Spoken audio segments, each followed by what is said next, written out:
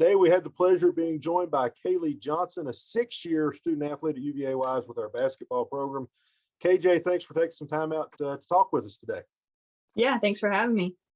We'll go all the way back to your journey to get to UVA Wise. We'll start there. Tell us about how UVA Wise, got on your radar and your decision to come and be a Cavalier. Yeah, so I guess I was a junior in high school. That was a long time ago, and I actually got recruited by Kristen Kunzman, Coach K. I've seen a lot of coaches come through here, but she recruited me along with her assistants, and then I was here for a year with her. Some other coaches came in, and then now with Jamie Klusman finishing out my year, it was I think I signed my junior year of high school, so I kind of knew that was a place I wanted to be, and kind of took that stress off of me my senior year of playing sports. So I chose Wise because it was not very far from home, and it just felt like somewhere that I could make a home eventually. If you could elaborate on that a little bit. You're from Elizabeth, Tennessee. As you said, it's not that far away from home, but there is some distance there. So talk about the perks of that, of being from Northeast Tennessee, and you can go home when you want to, but at the same time, you're away from home. Yeah, it's about an hour and a half away. At the time I thought that was 7 hours away, but once I got here and got adjusted, I realized that I was actually pretty lucky to be as close as I was, because most of my teammates and friends were pretty far away from home, and they didn't get the privilege to just pack up and go home for the weekend if they wanted to. So I kind of realized that it was a blessing to be that close and to be able to still be around my family, and my family be able to come to all my games. And was able to take some of my teammates to Northeast Tennessee and let them get the feel for it there. And yeah, so being close to home was a blessing that I didn't really know at the time that I had. We'll switch gears here a little bit, talk about off the court, education major. Speak to us a little bit about that, how you decided what you wanted to major in, and the career that you've decided to pursue now that you've completed your degree. Yeah, I've always wanted to be a teacher since I was little. I was one of those kids that cried every day going into kindergarten. So I had an outstanding kindergarten teacher that just kind of helped me get through that and going to school. And since I guess my kindergarten year, I told my mom and dad that I wanted to be a teacher, and so that's what I went after. It was never really a question for me. So I came to Wise. I declared my major as soon as I could and started in the education department. And there's some great pieces there that kind of helped me and laid out the framework for what I needed to do to get me to where I needed to be.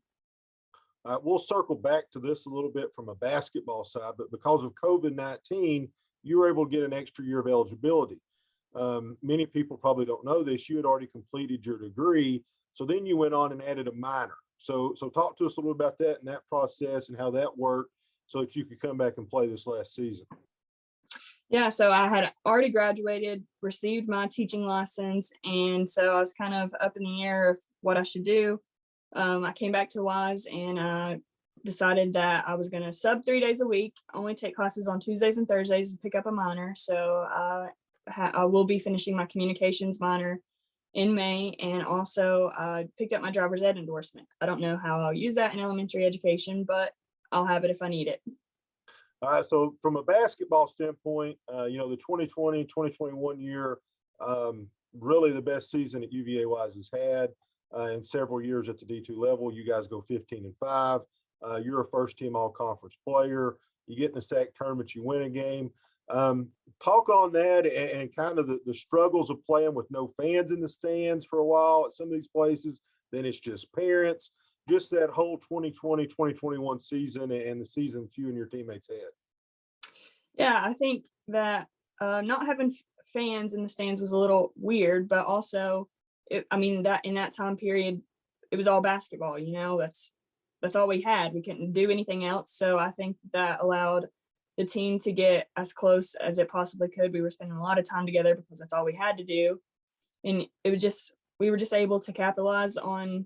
We realized that it could be taken away from us at any moment. So we just kind of made the best out of it. And, I think that's why we did so well that year, because we just really valued our time together and was playing it day by day as if we were going to get to play again that season. All right, you come back this year, another all-conference season for you on the floor, lead the team in rebounding, and you finish your career 10th in school history with 1,388 points.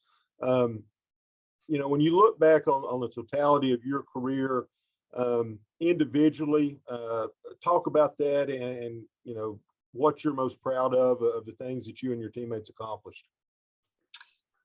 I think just getting the program back up to where it needed to be. You know, we struggled there for a few years, and you know, we were able to in the past 2 years kind of bring it back up. And I think that we have built a culture now here, and I think that that's something that I'm the most proud of, is just kind of helping the program get to where it is now, and kind of what we stand for. You know, like the V over me thing, and then just the things that we do in the community with like the ice cream rally that we did. I think that's something that I hold dear to my heart, because I mean, I see those little kids every day, and it breaks my heart to see some of them not have the money to get ice cream. And I really, I mean, Molly helped get that going. And I think that that was like a big thing in my career that I'm more proud of off the court.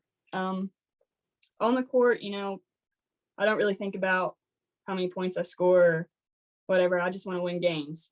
And, you know, coming out this for my 6th year, I knew that this was going to be my last season ever. I couldn't weasel in another year of eligibility. So, you know, kind of just played the best I could. And, you know, we didn't have the season that we wanted to, but I don't have any regrets here. The thing that will always stand out to me from a basketball standpoint with you and watching your career is how you played in some of the bigger games. There's a game I want to talk to you about this year. It's against Catawba. They're nationally ranked. It's your senior day, and you come out and score 23 points. You get 17 rebounds. You block 2 shots, 5 steals. You were all over the floor that day, and a big win for you and your teammates on senior day. Talk on that and how important it was for you to put that type of performance together in your final home game. Yeah, I knew that was the last time I would play in Convo, and you know, the just the environment of game days at Convo is just, it's amazing at the level that at the D2 level. And you know, I just wanted to leave it all I had out there. And 2 ranked opponents coming into our place, I mean, that's the second time that they've been ranked and we came in, and I think that that's just something that we just want to knock them off of their role when a ranked opponent comes in. So I think that that's another thing that I had in my head was, if we beat this team, they're going to probably drop out of the regional rankings. Transitioning now to your post basketball life in terms of an athlete, things that you've learned either in the classroom here, on the basketball floor with your teammates, with your coaches, that you can now use in the classroom as a teacher. Just probably, you know, basketball is important, but it's not the most important thing. Family is the most important thing.